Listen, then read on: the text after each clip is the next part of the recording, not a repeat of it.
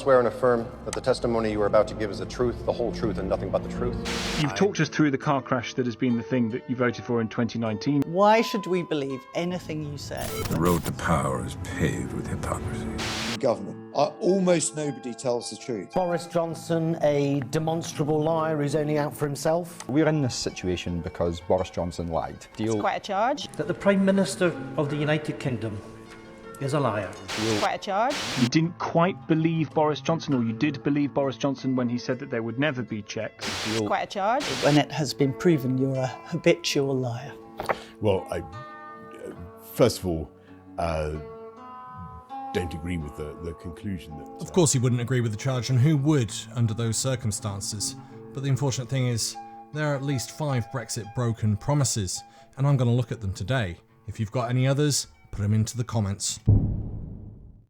In the run-up to the 2016 referendum, Boris Johnson and his fellow Brexiteers made bold pledges on how leaving the Union after 43 years could better and embolden Britain. But above all, we need to build a much more dynamic economy and a fairer society. When people voted to leave the European Union last week, they were voting for change. And there are far too many people in our country who felt that recent economic growth and renewed prosperity hasn't touched their lives. Claims were made that leaving the EU would be a democratic move. Sovereignty is people's ability, the ability of the public to control their lives. That we would have control of setting our own laws and immigration. Controlled immigration will lead to reduced waiting times for you and your loved one. There were also big promises around how Britain could renew its position within the world with far-flung trade agreements, as well as making progress back home with a better funded NHS. You will benefit from better care provided by our NHS thanks to the reallocation of funds from the EU budget. And this progress can be measured in the latest polls, which have found between 54 and 65% of Brits now feel it was the wrong decision to leave, while 30% now mildly or strongly agree with it, making Brits hate Brexit as much as Americans hated the Vietnam War. Without any further delay, here are 5 Brexit promises that have failed. The pledge of $350 million a week for the NHS. The truth. We send $350 million to Europe. We don't. And you know we don't. No, we don't. You know we don't. No. Admit that figure is grotesquely misleading at best. I won't. The biggest and most disputed claim put forward by the Vote Leave camp was that Britain sends $350 million a week to the EU, and that the money could be used instead to fund the NHS. Doubts immediately emerged, with Brexiteer Nigel Farage from the rival Leave campaign saying, "Can you guarantee that's going to go to the NHS?" No, I can't, and I would never have made that claim. Sajid Javid, the then Health Secretary, told LBC radio host Nick Ferrari in 2020, money diverted from the EU hasn't been enough to meet the challenges of the pandemic. Despite all the extra money that's gone into the NHS even before the pandemic, and the money that's continued to go in, because of the impact of the pandemic, it hasn't been enough to meet the challenges. Theresa May did agree to grant the NHS an extra $34 billion by 2023-24, but the extra cash was not a Brexit dividend. That's because the UK has still been paying back the EU for funding. That goes on until 2023. So the money that they were using to pay the NHS is not Brexit money, but money that was already available. However, there are further problems. Instead of that surplus cash being used, the UK has seen its economy shrink. The Centre for Economic Reform said in December that Brexit has left the UK economy smaller by 5.5%, whilst other economic bodies have suggested as low as 4%. This is in comparison to what it would have been, and this in turn has seen a squeeze on public services, including the NHS. The Centre said departing the EU single market reduced the investment by 11% and goods trades by 7% in the second quarter of 2022. That's contributed to Britain trailing behind almost all other major economies, with the IMF predicting it would be the only one in the G7 economies to shrink in the periods ahead. Europe yes, EU no, the Vote Leave campaign proclaimed. We have a new UK-EU treaty based on free trade and friendly cooperation. There is a European free trade zone from Iceland to the Russian border, and we will be part of it. It will allow goods, UK goods and components to be sold without tariffs and without quotas. Yet by 2023, we're now having shortages of eggs, fruit, and veg. Not all of that could be attributed to Brexit, that is fair to say, but a chunk of it can, because some of those imports are having to go through the EU, where they're being checked, and then onto the UK, where they're being checked again. Brexiteers talked of frictionless trade deals with Europe. In fact, Boris suggested trade would be easier and more plentiful. Deal which will, if anything, allow our companies and our exporters to do even more business with our European friends. However, in the small print came a plethora of problems, making trade harder than it was when we were an EU member. The new customs processes have seen exports needing to fill out piles of paperwork. Yeah, it's bad. I mean, we've got 52 men and women out of work since the 4th of January. Not working at all? Not working at all, no, none of them. Is the delivery time to France now because of export paperwork? With a fair wind, it used to take 16 hours. With a fair wind now? Now we're 2 to 3 days. 2 to 3 days? At the moment. New infrastructure has been built costing millions, and some of it not used as the government refuses to do checks. This is now emboldening smugglers, with rotten meat and illegal goods having to be sent to the UK, partly because smugglers know there's a good chance they won't be checked. In fact, the smuggling has gotten so bad, it's actually causing retailers to close shop. Part of the reason for the smugglers getting through is because we need 50,000 staff, and we need to completely overhaul our infrastructure for checking goods coming into the UK. This hasn't happened, and interestingly enough, Michael Gove is refusing to release the data on how many people have been recruited to check our borders. It's estimated there's going to be a need for about 50,000 new customs officers. Is it feasible to recruit and train that many people in less than 6 months, and who's going to foot the bill for it? Good question. Yes, it is, and the government stands behind it. Liam Fox, the then International Trade Secretary, was ridiculed in the press for his comments that 40 deals would be ready for 1 second after midnight on Brexit Day. The first of these to be pushed through were some unusual names, including Switzerland, Chile, Israel, the Palestinian Authority, and Eastern and Southern African Bloc, as well as the Faroe Islands. Later deals included Japan, which were worse than the deal that was already in place from the EU. The deal was so bad that Liz Truss attempted to hide the details when it turned out that comparisons had been made within her department, comparing her Japanese trade deal with that would have taken place if they'd remained in the EU. By my count, I have now asked her 3 times on the floor of the House, twice in letters, once in a written parliamentary question, a very simple question, and she knows what's coming. I'll ask it again now. In pounds and pence, I have asked her, what is the forecast increase in UK exports and growth resulting from the UK-Japan deal compared with the EU-Japan deal that it replaces? This is what we've been asking for, and what the Secretary of State has repeatedly refused to provide. An analysis by her department, authorised by her closest ministerial colleague, of what would happen if we had just stuck to the terms of the EU-Japan deal.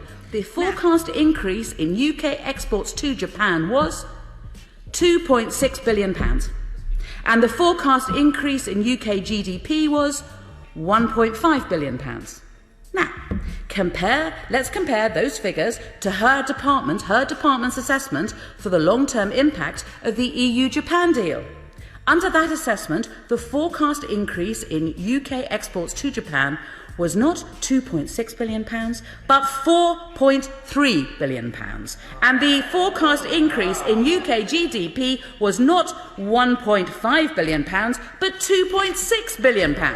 Now, I don't know about you, Madam Deputy Speaker, but that doesn't sound to me like further and faster or above and beyond or additional or higher to me. It sounds like smaller, slower, lower, lamer. The UK has now struck trade deals with Australia and New Zealand, but this has upset British farmers. We lose 4% of our GDP by Brexit.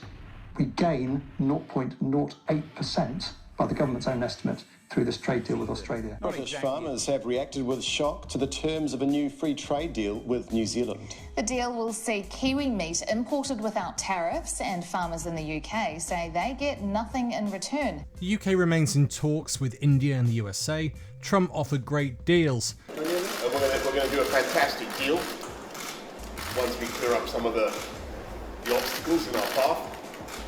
get some fantastic many deals, talking about many different deals, but we're having a good time. But the UK government never realised that the deal would have to go through Congress, which is very pro-Good Friday Agreement, due to both parties having large Irish support in the US and the US involvement in the Good Friday Agreement. The Good Friday Agreement is in jeopardy, both because of Brexit and current threats to leave the ECHR. US President Joe Biden in 2021 played down the chances of a deal. Mr. President, is Britain still at the back of the queue for a trade deal, a free trade deal, as your predecessor President Obama promised? Is it on the Brexit free trade? Well, we're going to talk about trade a little bit today, and we're going to have to work that through. Despite then Prime Minister Boris Johnson stressing the importance of it. Although post-Brexit trade deals have been with over 70 countries, the vast majority are simply rollover agreements which continue pre-Brexit arrangements, and therefore there's no Brexit bonus. Taking back control of immigration. The UK adopted a new points-based immigration system, a promise of the Vote Leave campaign in January 2021. This removed the right of EU workers to come to the UK without a visa and implemented the target to cut immigration to tens of thousands. The target doesn't appear to be turning up at any point soon, given the number of resident visas issued was higher in the year ending in June 2022 than in any year since records began. 1.2 million were issued. Although this did include EU residents now having to fill in the paperwork, around 2/3 of those accepted were non-European Union nationals. Meanwhile, Brexit has created a shortage of an estimated 1.5 million workers in the UK. A joint report by the UK in A Changing Europe and the Centre for European Reform think tanks found the ending of free movement is contributing significantly to current labour shortages. The study found that low-skilled sectors including hospitality, retail, construction and transportation had been badly hit by the loss of EU workers after Brexit.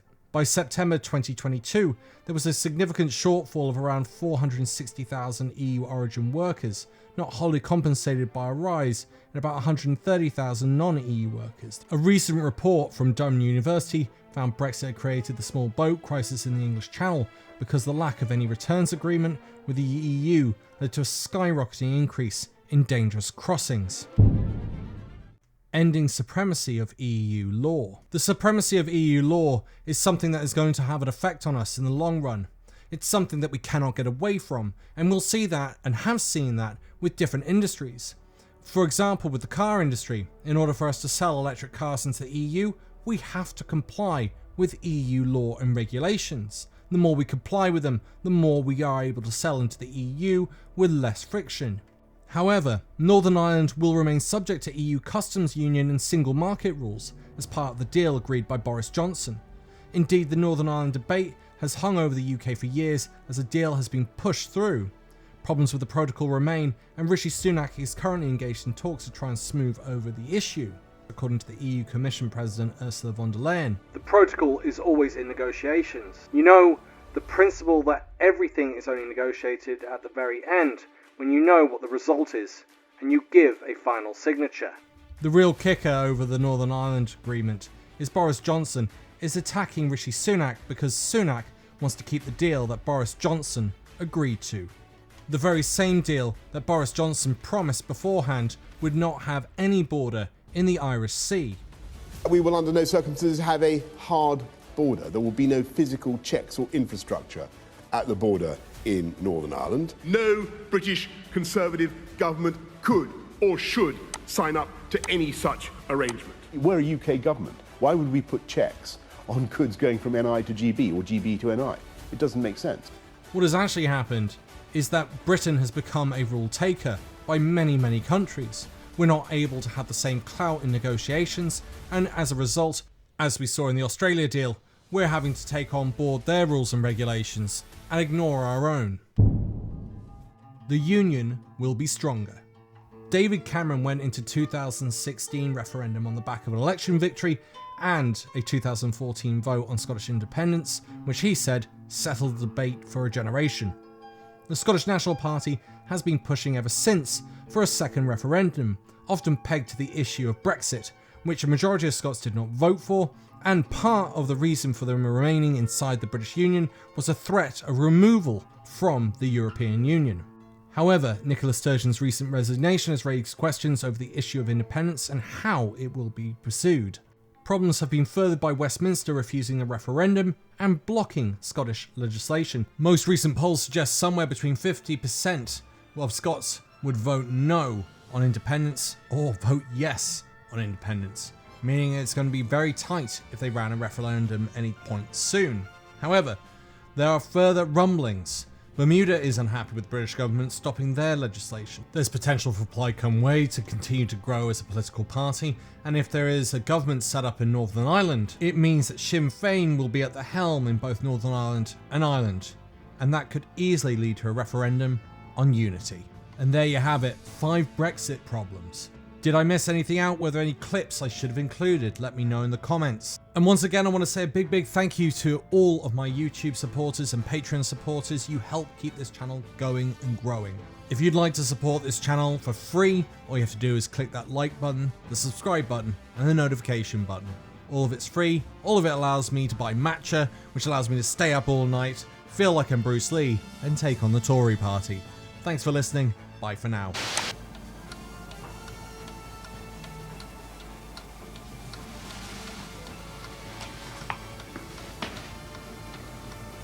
Nothing lasts forever.